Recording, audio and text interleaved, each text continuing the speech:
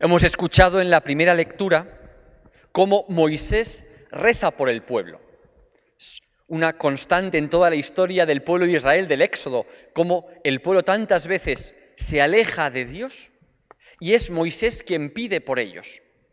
Es decir, se habla de alguien que es capaz de entregarse a la oración por los que no rezan. Entregarse a la oración, a la intercesión, por el resto del pueblo. Cuando los demás se alejan, hay uno que permanece junto a Dios. Y por eso es el que pide por los demás.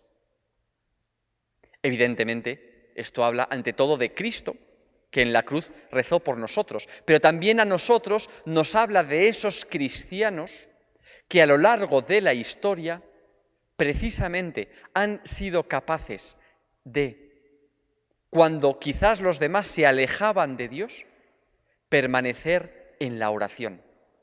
Es decir, aquellos que han mantenido encendida la llama de la oración a lo largo de los siglos.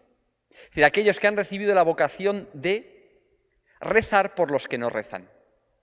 Rezar por otros. Por eso hoy en este ciclo de charlas cuaresmales, en los que vamos viendo diversos personajes, diversos santos de la historia que pueden iluminar nuestro ser cristiano, hoy vamos a hablar de unos hombres que, también como decía Jesús, vosotros sois de este mundo, yo no soy de este mundo, que alejándose, sí, de las preocupaciones cotidianas del mundo, viven para rezar por el mundo, para pedir por el mundo. Estos son los monjes, y en concreto y me gustaría fijarme en el que es llamado el padre de los monjes, al menos en Occidente, que es San Benito. San Benito de Nursia. No se trata de que nosotros estemos llamados a ser monjes, ninguno de los que estamos aquí, al menos hasta donde me parece ver, está llamado a la vida monástica, es decir, a la vida en soledad, a la vida alejada del mundo, pero sí que se trata de aprender de aquellos que han sido capaces de generar una nueva cultura, porque no lo olvidemos, esto no son unas clases de historia, pero es bueno no olvidar la perspectiva, ¿no? Fueron los monjes en medio de una barbarie, en medio de una auténtica debacle cultural, en medio de la desaparición de un mundo, el mundo antiguo, el mundo de Grecia, de Roma, con la llegada de los pueblos bárbaros, fueron los monjes los que preservaron, transmitieron la cultura y así dieron origen a una nueva civilización, lo que hoy se llama Europa. Europa se vertebró en torno a los monasterios que transmitieron, en primer lugar, la fe, pero transmitieron también la cultura antigua. ¿Quién es este San Benito? Si en los que hablábamos ayer, en los primeros cristianos, veíamos a unos hombres que tenían que vivir como cristianos en medio de una sociedad no cristiana, en medio de una cultura no cristiana, y fueron capaces de convertir ese mundo, hoy nos encontramos algo distinto. San Benito y sus monjes, lo que tenían delante se puede llamar, ya no es una cultura no cristiana, sino una no cultura. Es decir, una época en la que lo que les rodeaba ya no era una civilización como Grecia y Roma, que no estaba fundada en la fe, sino que era, pues sencillamente, la barbarie. Y sin embargo, también ellos, viviendo de una determinada manera, fueron capaces de convertir, y en ese caso hacer surgir, en medio de la barbarie, una nueva cultura. ¿Quién es San Benito? San Benito vivió en el siglo V, más o menos, o sea que al poco de la caída del Imperio Romano. Era un joven hijo de unos nobles, un joven de buena posición, le enviaron a Roma. Todavía Roma tenía, pues, aunque era en decadencia y declive, pero bueno, tenía todavía cierto pedigrí, ¿no? Entonces enviaron allí a estudiar. Sin embargo, ahí se desencantó mucho con el ambiente de la ciudad, le parecía muy decadente. Entonces se retiró a un desierto cercano, que se llama Subiaco, a llevar una vida de eremita. Eremita literalmente significa hombre que vive en el desierto. En griego, desierto, eremos, eremita. Ahí se le empezaron a juntar discípulos, hasta que finalmente fundó en Montecassino, donde sigue permaneciendo ahí un monasterio, fundó su primer monasterio y escribió la famosa regla. Claro, ¿cómo vivían aquellos monjes? ¿Cómo vivió San Benito para ser capaz, en medio de un cataclismo de la cultura, permanecer y, es más, iluminar una nueva civilización? Pues fijaos, aquellos hombres y todas las generaciones de monjes posteriores vivieron como una familia.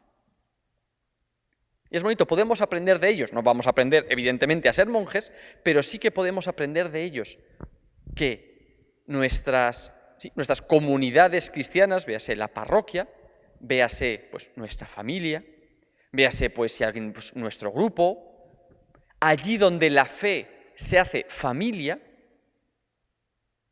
crece y da fruto. Fijaos, así empieza San Benito su regla, que ha sido famosísimo, es uno de los textos más importantes de la historia del cristianismo. Dice: escucha, hijo, los preceptos del maestro, e inclina el oído de tu corazón. Recibe con gusto el consejo de un padre piadoso, y cúmplelo verdaderamente. Así volverás por el trabajo de la obediencia a aquel de quien te habías alejado por la desidia de la desobediencia. Fijaos qué bonito, habéis estado atentos, aquí se habla de un hijo, dice, escucha, hijo. Se habla de un padre, escucha el consejo de un padre piadoso. Se habla de una obediencia, es decir, que la fe, si es auténtica, si es verdadera, hace familia, genera familia. Claro, una familia en la que unos somos hijos. Claro, lo propio de los hijos es la virtud de la obediencia. Y esto ya nos enseña algo. Y si realmente queremos aprender a vivir como hijos de Dios, claro, se trata de seguir a otro. En definitiva, San Benito habla del maestro con mayúscula, que es Cristo. Los monjes son, ante todo, discípulos. Y eso no podemos olvidar. No somos monjes, pero sí que somos discípulos. Es decir, estamos llamados a seguir a otro. Y eso, evidentemente, hoy en día es muy contracultural, porque lo que se dice es lo contrario. Haz lo que te venga en gana. Sé tú mismo. El hombre hecho a sí mismo. ¿Quién se hace a sí mismo, por cierto? Alguien que se haya hecho a sí mismo, alguien se ha tejido a sí mismo en el seno materno. Los hombres somos hechos, somos engendrados, somos educados, aprendemos a hablar de otros, aprendemos a amar de otros, aprendemos a andar de otros. Por eso, dice San Benito, evidentemente la vida cristiana es eso, aprender de otro. Y por eso la fe se vive sobre todo en una familia. Ya no hablo de una familia de sangre, sino en comunidades que sean familia, donde hay hijos que aprenden. De hecho, lo llama San Benito, es muy bonito, la escuela del divino servicio. Al comienzo también de su regla dice, vamos a instituir una escuela del divino servicio. ¿Por qué la familia es el lugar donde primero se aprende todo? Porque es el lugar donde uno obedece, donde uno sigue a otros, donde uno todo lo recibe. San Benito nos enseña, ¿quieres que la fe sea auténtica, sea verdadera? Haz comunidades que sean familia y tú mismo aprende a obedecer, aprende a ser discípulo, que el hijo no es el que dice dime lo que tengo que hacer y déjame en paz, no, es el que escucha, hace propio, aprende y crece. Y por eso hay un padre. Es decir, nos enseña San Benito, si queremos que nuestras comunidades cristianas sean auténticas familias, tiene que haber padres. En medio de un mundo que se habla ya también, es un lugar común de una crisis, ¿no? El padre ha desaparecido, la figura del padre ha desaparecido, quizás por eso ha desaparecido la figura de Dios. Pues los monjes nos enseñan que nuestras comunidades, para que sean vivas, para que sean capaces de dar vida a un mundo que nos rodea, que es muy parecido al de aquella época, una debacle, un declive, una decadencia de una cultura, decadencia moral, intelectual, social. Tampoco aquí voy a extenderme mucho, pero es muy bonito ver cómo la historia, pues desgraciadamente, como no aprendemos de ella, pues se va repitiendo, ¿no? O somos capaces de construir auténticas familias, por ejemplo, que una parroquia sea familia de familias, que un colegio sea familia de familias, que un grupo, no sea simplemente una cosa aislada, un grano que ha salido aquí de repente, sino parte de esa familia, es esencial. Claro, que haya un padre Que haya padres, es decir, gente que enseñe, que guíe, que muestre con su ejemplo, con su palabra. Que haya hijos, es decir, gente que aprende, que sigue a otro, que sigue a Cristo. Implica que también hay hermanos. Es también muy famosa esa frase de la regla de San Benito: recíbanse a todos los huestes que llegan como a Cristo, pues él mismo ha dicho: fui huésped y me recibisteis. A todos se dé el honor que corresponde, pero sobre todo a los hermanos en la fe y a los peregrinos. Claro, si nuestra fe la vivimos realmente en una familia, significa que los demás son hermanos. Los hermanos, como decía aquel, son, a diferencia de los amigos, son los hermanos que elijo. Los hermanos son aquellos compañeros de camino que yo no he elegido. Y es verdad. Podemos decir con una expresión así un poco, pero me parece que es verdad, ¿no? El cristianismo del siglo XXI o se vive en familia, o es familia, o pues, bueno, será un gueto más o menos entretenido, pero al final nada más, ¿no? Es una escuela como la familia. Pero claro, una familia necesita un hogar, y un hogar necesita un lugar. Por eso, San Benito, una de las cosas que enseñó a los monjes es que es importante permanecer en el mismo lugar. ¿Por qué? Porque solo cuando uno echa raíces es capaz de crecer alto. Solo cuando uno se afianza en unos cimientos fuertes es capaz de construir hacia arriba. Cuando hace, es bastante divertido, cuando hace San Benito una descripción de los distintos tipos de monjes que hay. Nosotros no somos monjes, pero a lo mejor a más de uno esta descripción le recuerda a alguien. Dice: la cuarta clase de monjes es la de los giróvagos. Es decir, que dando vueltas, que giran, giran, giran y son muy vagos. Que se pasan la vida, dice San Benito, viviendo en diferentes provincias, hospedándose 3 o 4 días en distintos monasterios. Siempre vagabundos, nunca permanecen estables. Son esclavos de sus deseos y de los placeres de la gula, y peores que los demás. Claro, dice San Benito, al final cuando uno va espiscando de aquí y de allá, cogiendo lo mejor, lo que me apetece de cada sitio, no arraiga. Y si no arraiga, no tienes familia. Si no arraigas, no puedes crecer. Esto es como las plantas, ¿verdad? Si uno anda trasplantando los árboles de un lado a otro, las plantas se andan trasplantándolas de un lado a otro, si las trasplanta todos los días, al final se acaban muriendo porque no cogen, no arraigan. Por eso uno de los votos que hacen los monjes benedictinos es el de estabilidad. Solo donde hay hogar, donde yo tengo una comunidad en la que vivo.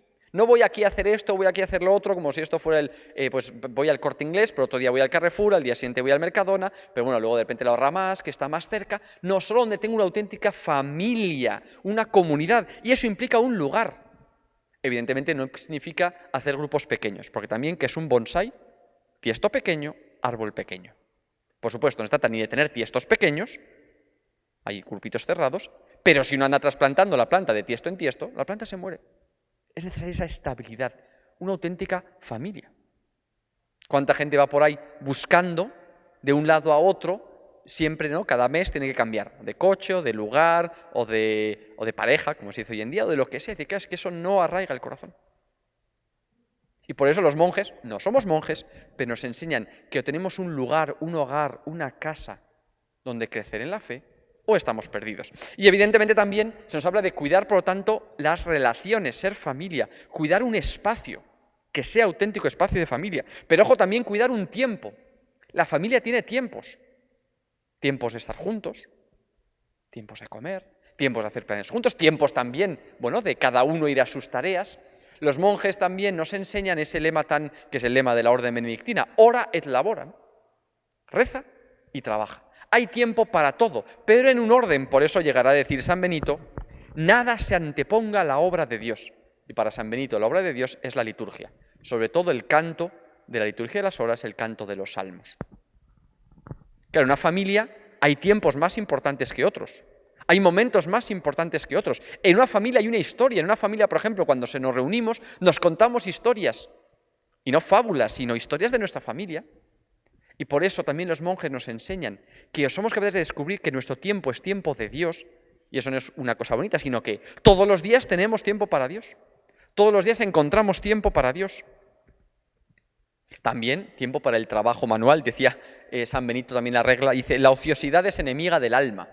Que el que no tiene hogar, el que no tiene lugar, al final acaba ocioso. El vagabundo está ocioso. Y por eso los monjes nos enseñan que ser capaz de habitar una familia es también ser capaz, si se puede decir así, de habitar un tiempo concreto, en el que hay tiempo para Dios, en el que hay tiempo para los demás, en el que hay tiempo para trabajar, pero Dios realmente llena todo ese tiempo. Fue precisamente así a qué se dedicaron, a leer y a escribir, a plantar cosas para comer, leer y a escribir. Precisamente como se dedicaron en su trabajo una cosa, pues algo hay que hacer, pues nos dedicamos a leer y a escribir. Fueron capaces de transmitir generación tras generación una cultura. No es que se propusieran, no hubo una idea de vamos a hacer un programa de... No.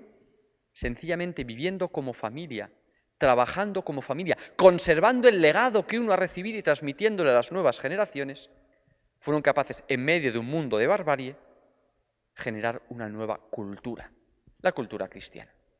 Y por eso quizás nosotros, este ejemplo nos invita a preguntarnos si somos capaces de hacer familia, de transmitir la familia, ya no solo, insisto, la familia de sangre, sino si todos nuestros lugares son lugares de familia, son hogares.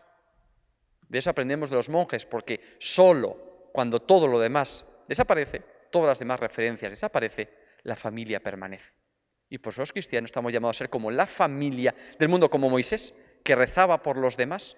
Nosotros estamos llamados a ofrecer al mundo lo que el mundo no tiene, que es precisamente eso, familia, unas relaciones, un espacio y un tiempo habitado por Dios y habitado por los demás.